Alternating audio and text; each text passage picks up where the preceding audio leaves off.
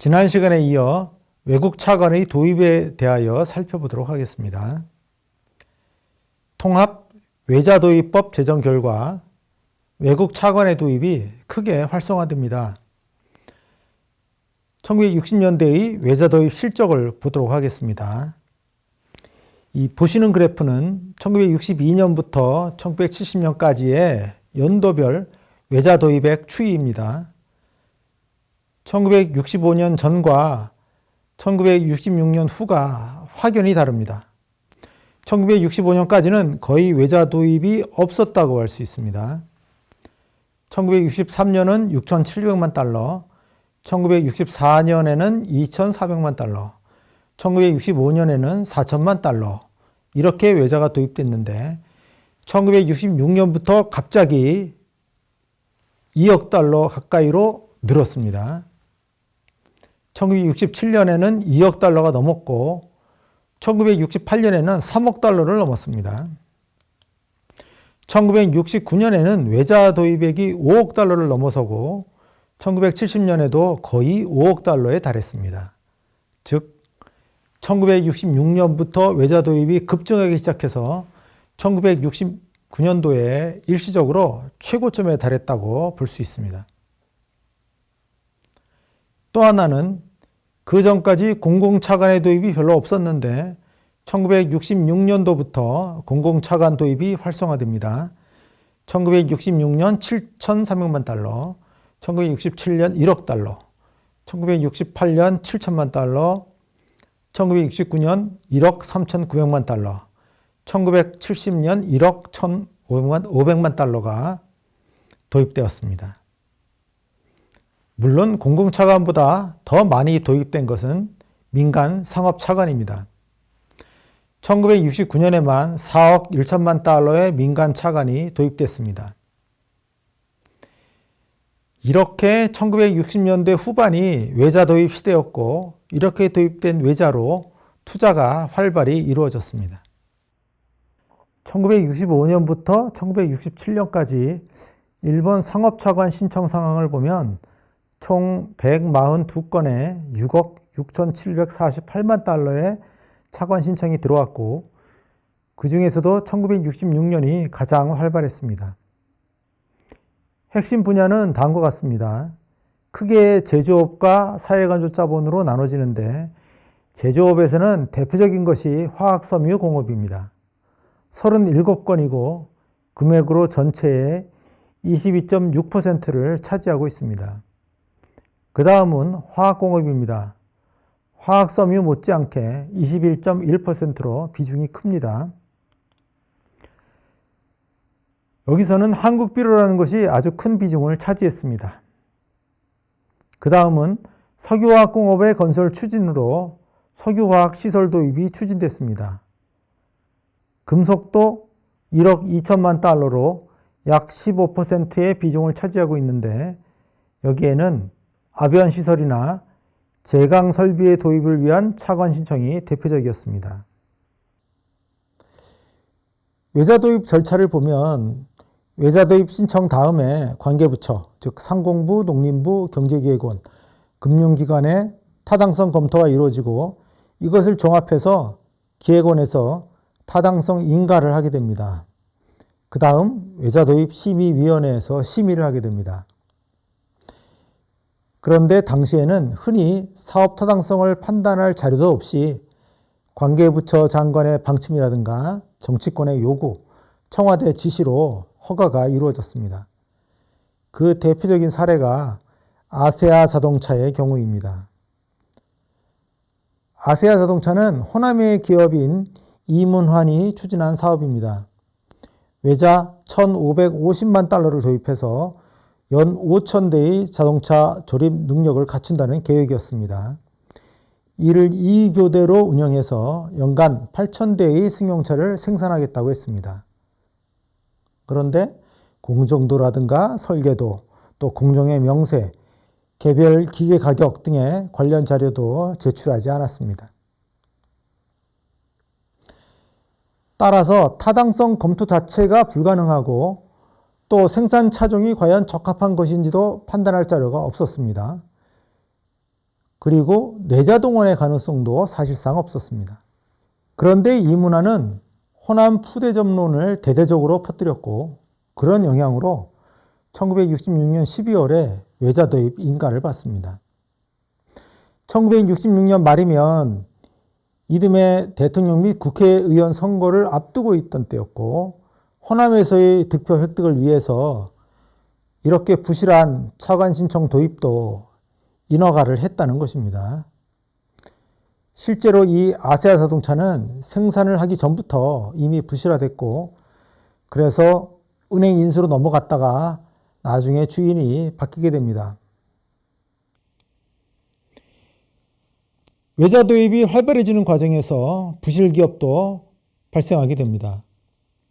1967년도부터 차관업체의 연불, 대불이 발생합니다. 연불은 늦게 지급하는 거고 대불은 지급보증을 선 시중은행이 이 차관업체를 대신해서 외자 원리금을 상환한다는 것입니다. 1960년대 말에는 부실기업을 정비할 필요성이 대두됐습니다.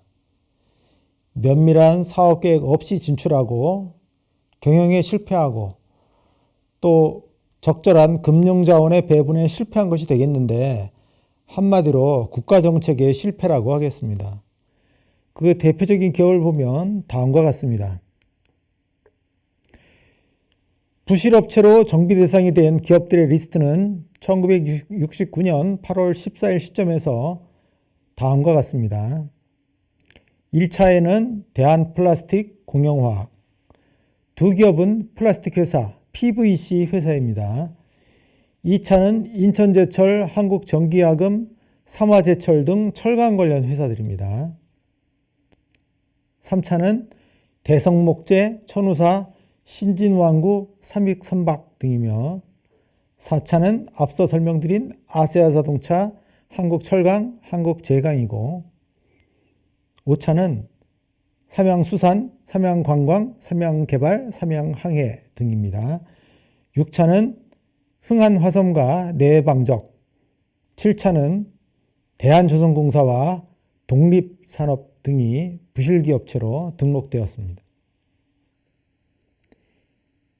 내역을 보겠습니다. PVC 업체들의 국내 수요는 한정되어 있는데 그걸 훨씬 벗어나도록 업체들이 진출했기 때문입니다.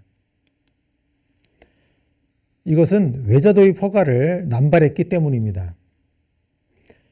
정치권을 배경으로 PVC 차관을 들여오겠다고 신청하면 사실 국내 시장이 이미 포화 상태에 달했으므로 인가를 해주면 안 되는데 그걸 인가해 주는 것입니다.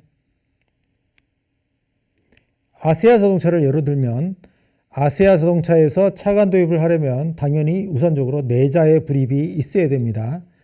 자기 자본을 갖고 회사를 설립하고 그 다음 도입한 외자로 외국에서 설비를 들여와 자동차를 조립 생산해야 되는데 창립자인 이문화는 주식자금을 납부할 능력도 없었습니다. 그래서 현금 차관을 도입해서는 그 현금 차관을 은행에서 원화로 바꾸고 그것으로 주식자금을 납부했습니다. 이 정도로 자기 자금 하나 없이 자동차 회사를 하려고 했던 케이스였고 곧 부실화돼서 은행 관리로 들어가게 됐습니다. 삼양수산은 은행의 차입금으로 선박을 구입한 상태에서 베링 해협 출하를 했는데 실적이 아주 부진했고 그래서 손실을 보게 됐습니다. 그 결과 기업이 부실해졌습니다. 흥한화섬은 일제의 대표적인 기업인 박흥식이 창립한 회사인데 비스코스 인견 제조업체입니다. 그런데 자기 자본이 몹시 부족했습니다. 시설비 73억 원 중에서 자기 자본으로 부담한 금액은 3억 원밖에 안 되고 그나마 절반이 또 미납입니다. 실제 자기 자본은 1억 5천만 원밖에 안 되는데 금리 부담만 1년에 9억 원이었습니다.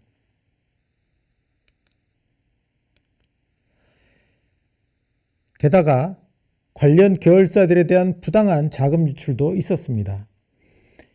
이런 요인들로 부실화된 업체들에 대해서 기업 정비가 이루어지게 됐습니다. 이제 정리를 해보겠습니다. 일본과의 국교 정상화는 한국의 경제 개발을 위해서는 필수였습니다. 1952년 이후에 13년의 교섭 끝에 1965년 국교 정상화가 이루어졌습니다. 그리고 그 결과 무상 3억 달러 등 청구권 자금을 도입하게 됐습니다. 한일 국교 정상화를 주선한 미국과의 관계도 개선돼서 미국이 1965년도에 1억 5천만 달러의 공공차관을 제공하기로 약속했고 대미 민간 경제사절단의 왕래도 활발했습니다. 1966년 통합외자도입법을 제정했는데 외국인 투자기업에 대해서 조세나 관세 등을 면제하고 현금 차관 등을 허용함으로써 외자도입을 촉진하는 것이었습니다. 이때 가장 활발하게 움직인 쪽은 대일 상업차관 도입이었고 화학섬유, 화학, 금속 등의 부문에서 대일 상업차관이 대거 도입됐습니다. 한때 한국 경제를 이끌었던 섬유 부문 대기업들이 이때 차관을 도입해서 화학섬유 기업으로 성장했습니다. 어쨌든 1966년부터 외자 도입은 급증했고 그 외자는 크게 공공차관과 상업차관으로 구성됐습니다. 이 외자가 당시의 투자 환경을 뒷받침했습니다.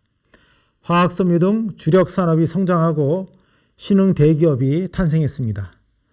그러나 정경유착성 외자 도입 허가도 많이 있었고 그로 인한 부실화, 연불, 대불 이런 일들이 발생하면서 결국 부실기업 정비도 개시되었습니다. 오늘은 여기까지 살펴보겠습니다. 감사합니다.